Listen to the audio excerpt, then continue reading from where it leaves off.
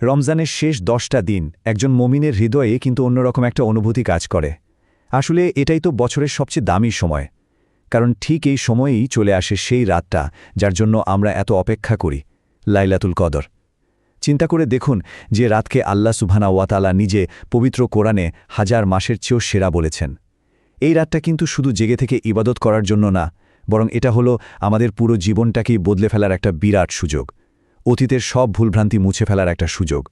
তো চলুন আজকের এই আলোচনায় আমরা কয়েকটা ধাপে লাইলাতুল কদরের আসল গুরুত্বটা বোঝার চেষ্টা করি। প্রথমে আমরা দেখব এই রাতের মর্যাদা আসলে কতটা বিশাল। তারপর একটু নিজেদের দিকে তাকাবো যে কিভাবে আমরা না জেনেই এই অসাধারণ সুযোগটা হাতছাড়া করে ফেলি।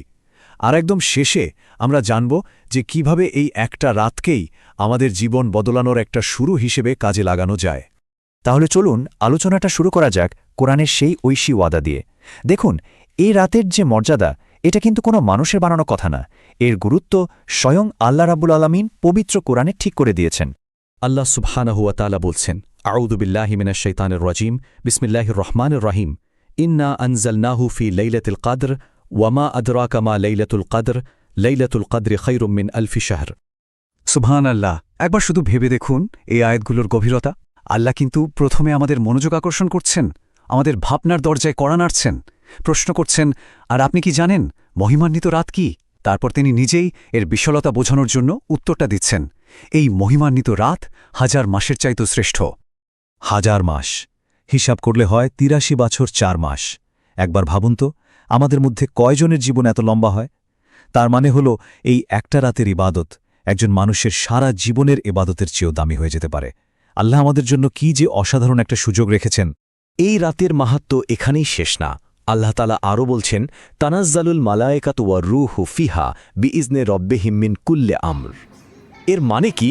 এর মানে হলো ওই রাতে ফেরেশতারা এবং রূহ মানে জিবরাইল আলাইহিসসালাম তারা সবাই তাদের রবের হুকুমে সব কল্যাণ নিয়ে পৃথিবীতে নেমে আসেন।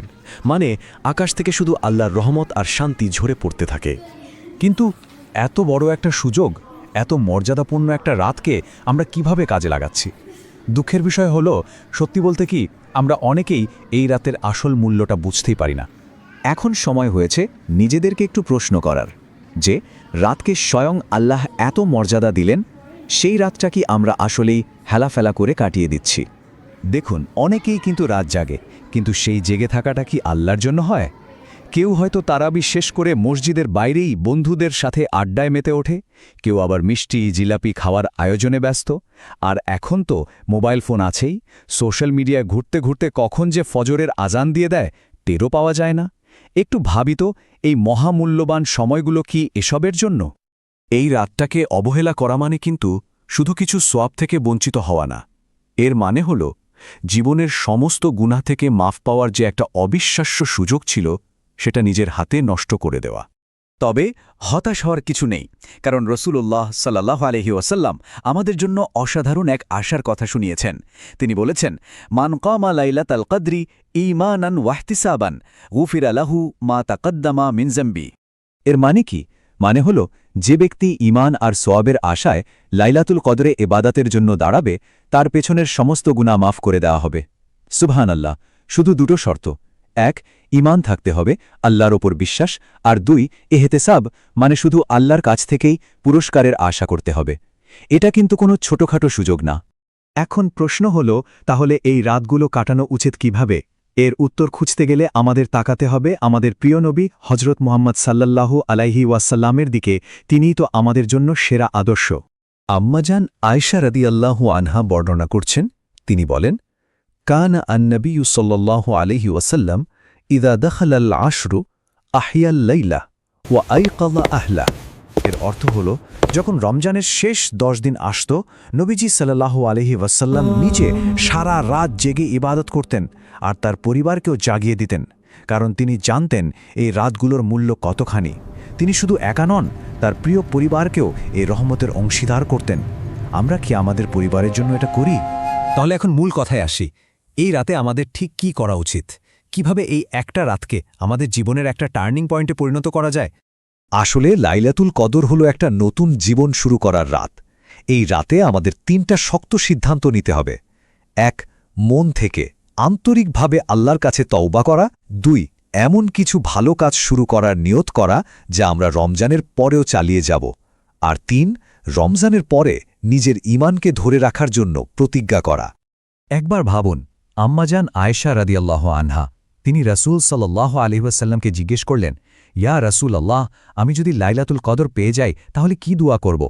উত্তরে তিনি আমাদের সবাইকে এই অসাধারণ দোয়াটা শিখিয়ে দিলেন, আল্লাহুম্মা ইন্নাকা আফুউন তুহিব্বুল আফওয়া ফাফু আন্নি। কত সহজ কিন্তু কত শক্তিশালী একটা দোয়া। হে আল্লাহ, আপনি তো ক্ষমাশীল, আপনি ক্ষমা করতে ভালোবাসেন, তাই আমাকে ক্ষমা করে দিন। আমরা আল্লাহর সবচেয়ে প্রিয় একটা গুণের কথা বলে তার কাছে ক্ষমা চাচ্ছি। এই দোয়াটা আমাদের বেশি বেশি করে পড়া উচিত। আর দ্বিতীয় সিদ্ধান্তটা ছিল স্থায়ী আমল। একদিন অনেক কিছু করে পরের দিন ছেড়ে দেওয়া না, বরং ছোট ছোট কিছু কাজ নিয়মিত করার নিয়ত করা। হতে পারে সেটা প্রতিদিন 5 ওয়াক্ত নামাজ ঠিকমতো পড়া, বা প্রতিদিন অল্প করে হলেও কোরআন তেলাওয়াত করা।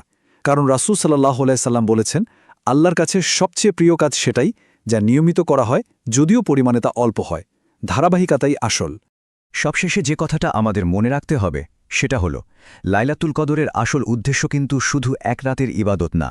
এর আসল লক্ষ্য হলো আমাদের জীবনটাকে একটা ইতিবাচক পরিবর্তনের দিকে নিয়ে যাওয়া। একজন আলেম খুব সুন্দর একটা কথা বলেছেন, কথাটা আমাদের জন্য একদম আয়নার মতো।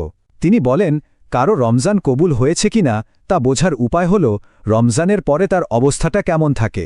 যদি এমন হয় যে রমজান শেষ আর আমরাও আবার আগের মতো পাপের জীবনে ফিরে গেলাম, তাহলে বুঝতে হবে রমজানের আসল শিক্ষাটা আমরা নিতেই পারিনি। তাই চলুন এই লাইলাতুল কদরকে শুধু একটা রাতের ইবাদত হিসেবে না দেখে এটাকে আমাদের জীবন বদলানোর একটা সূচনা বিন্দু হিসেবে গ্রহণ করি। এই রাতটাই হোক আমাদের পরিবর্তনের রাত, আল্লাহর দিকে ফিরে আসার রাত, আর নতুন করে তার পথে চলার অঙ্গীকার করার রাত। আল্লাহ সুবহানাহু ওয়া তাআলা যেন আমাদের সবাইকে লাইলাতুল কদরের সমস্ত বরকত দান করেন আর এর শিক্ষাটা আমাদের বাকি জীবনে ধরে রাখার তৌফিক দেন। আমিন।